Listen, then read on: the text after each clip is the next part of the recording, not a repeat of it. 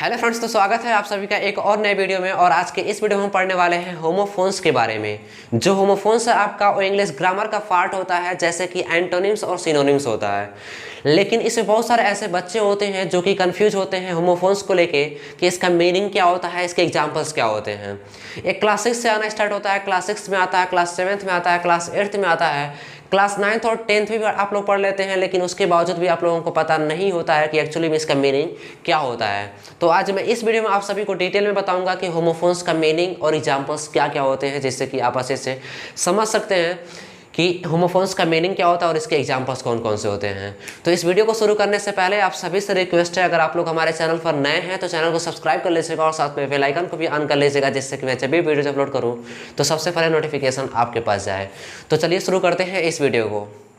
तो इसमें हम सबसे पहले समझते हैं कि होमोफोन्स का मीनिंग क्या होता है। तो अगर होमोफोन्स को हम डिफाइन करें तो आपका हो जाएगा words that are pronounced the same way but have different meanings is called homophones. यानी कि ऐसे शब्द जो प्रोनाउंस्ड होते हैं, जो प्रोनाउंसिएट किए जाते हैं एक ही जैसे, लेकिन उसका जो मीनिंग निकलता है वो अलग अलग निकलता है। कहने का मतलब ये है कि दो या दो से अधिक ऐसे शब्द जिसको प्रोनाउंसिएट करते वक्त इंग्लिश में सेम होता है, एक ही होता है, लेकिन उसका जो मीनिंग होता है वो अलग अलग होता है। जैसे फॉर एग्जांपल देख रहे हैं यहाँ पे लिखा है सन और ये भी लिखा है सन, लेकिन इस सन में जो आपका स्पेलिंग है वो अलग अलग है। देखिए कैसे, यस यू एन इसमें है और इस वाले में यस ओ एन है। यानी कि पहले वाले में सन, सन में होता है सूरज, सेकेंड क्या है, ये भी सन है लेकिन सन में क्या होता है, बेटा। तो जब आप पढ़ोगे इन दोनों वर्ड को तो उस कंडीशन में जब इसका साउंड निकलेगा, जब इसको प्रोनाउंसिएट करोगे तो उसके बाद जो साउंड निकल रहा है वो सेम निकल रहा है। और क्या निकल रहा है, सन का निकल रहा है।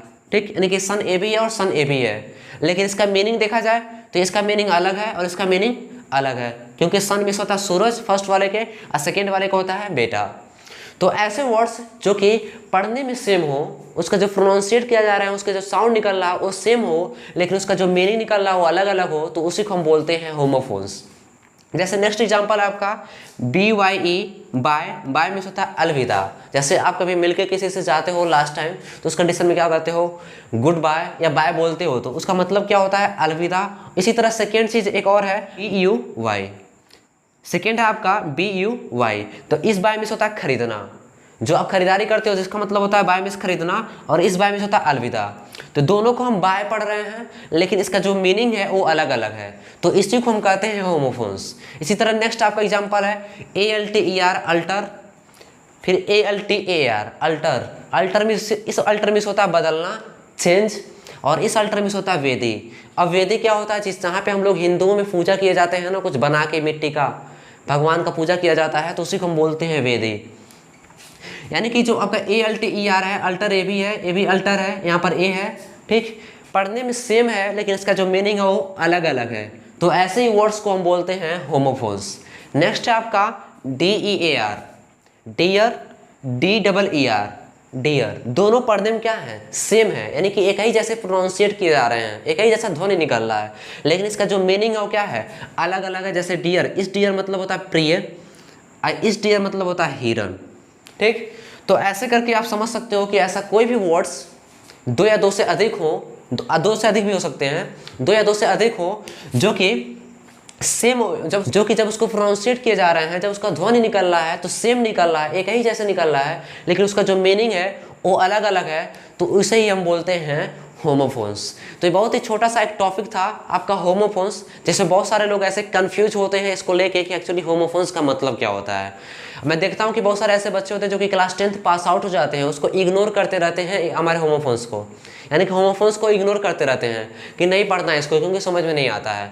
तो सिंपल सी चीज़ है, इसको समझ क्यों नहीं आता, मुझे नहीं समझ में आता है, यानी कि मुझे ये नहीं समझ में आता कि आपको समझ क्यों नहीं आता है कि होमोफोन्स का मीनिंग क्या होता है। तो बहुत सिंपल सा था, यानी कि ऐसा कोई भी वर्ड हो दो या दो से अधिक जो कि प्रोनाउंसिएट करते वक्त सेम हो, लेकिन उसका जो मीनिंग निकल रहा है वो अलग अलग हो, तो उसी को हम बोलते हैं होमोफोन्स। तो मैं आशा करता हूँ कि आप सभी को अच्छे से समझ में आ गया होगा कि होमोफोन्स का मतलब क्या होता है। आपको अच्छे से समझ में आ गया तो मैं आप सभी को एक एग्जांपल देता हूँ, आप लोग बताइएगा इसका मीनिंग क्या होता है। पहला है एक्सेप्ट, इसका, और सेकेंड है एक्सेप्ट, यानी कि दोनों एक ही चीज़ है।